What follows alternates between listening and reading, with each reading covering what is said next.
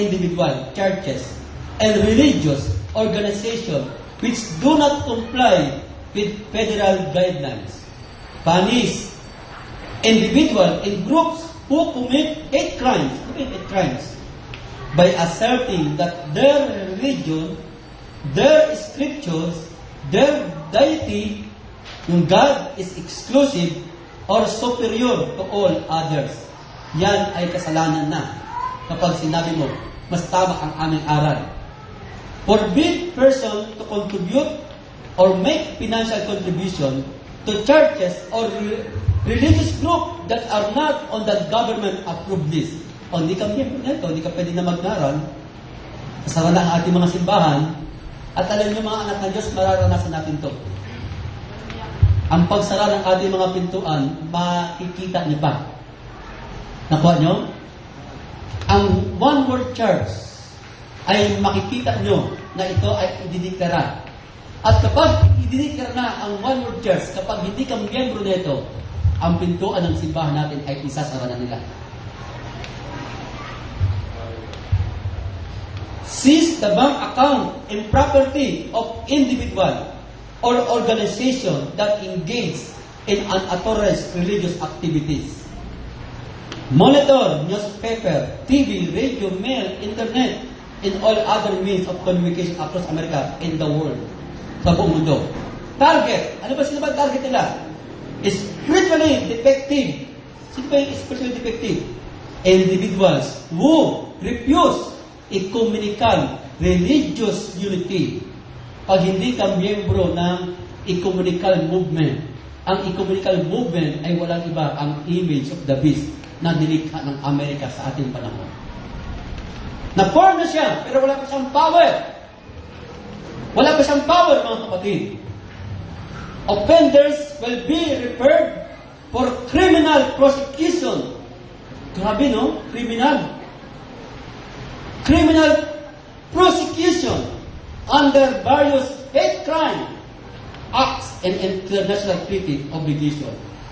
Work closely FBI, IRS, CIA, Department of Justice Treasury, and other government law enforcing agencies to ensure that the religious unity laws are enforced and that all churches and religious organizations are registered with ORPM. Sabi ko dito, ito ay sa pamagitan ng United Nations. I-implement ito sa buong mundo. Mga kapatid, ang panahon natin ngayon ay hindi na po biro. Pero maraming Kristiyano ngayon, palabiro pa rin ang lingkod. Diba? Itong 16 article, World Order Article, ito ay proposed ng Papa sa Kenya, Africa noong 1962. 1962. Ipinapropose ito ng Papa sa Kenya, Africa sa meeting ng ecumenical movement.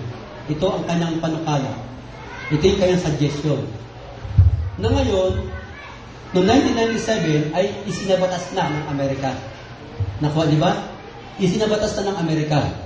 Ang isa sa mga sabi dito na iminungkahi ng Papa sa Kenya, Africa, isa dito ay yung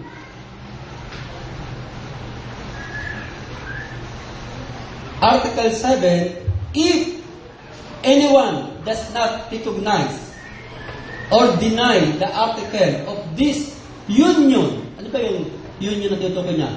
Yung ecumenical movement, yung pagkakaisa ng lahat ng simbahan sa buong mundo, they shall be severely punished with death.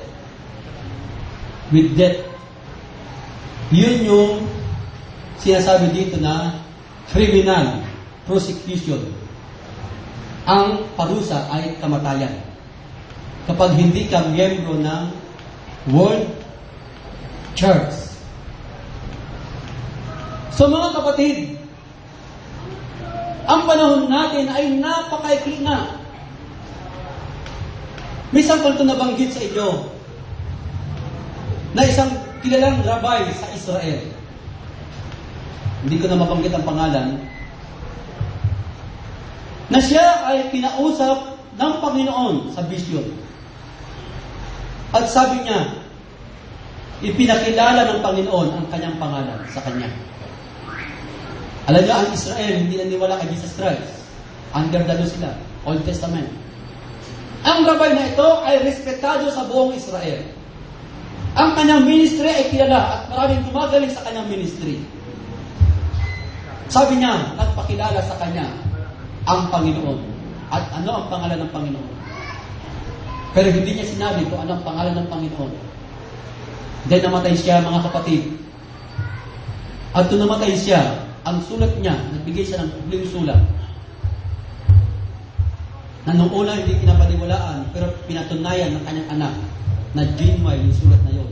Galing sa kanyang ama na rabay. Gumawa siya ng huling sulat at sinabi niya kung sino yung pangalan ng Diyos. At inilagay sa isang kaha de yero.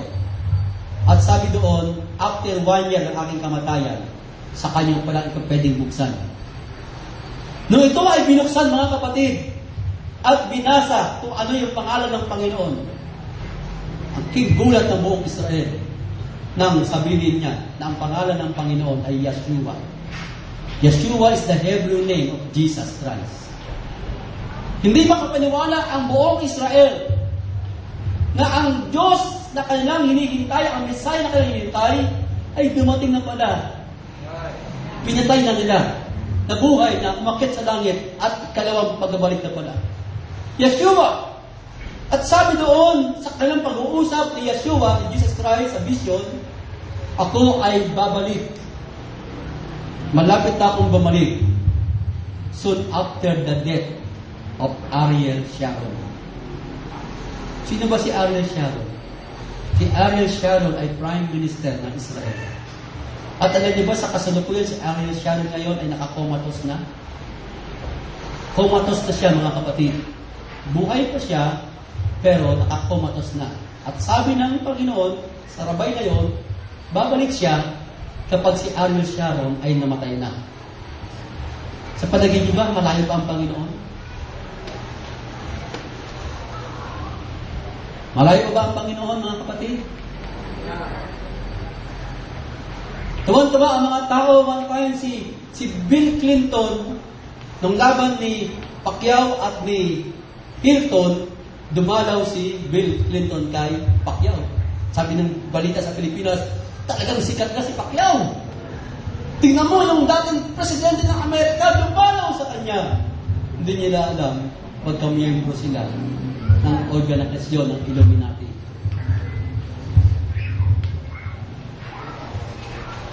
Para sa kasikatan, ibinenta ni Manny Pacquiao ang kanyang kaluluwa. Nakuha, di ba? At ito sa next Sunday, may ipagpakbakan na naman siya. Ilan na naman kaya mga Kristiyano ang ilong talilong?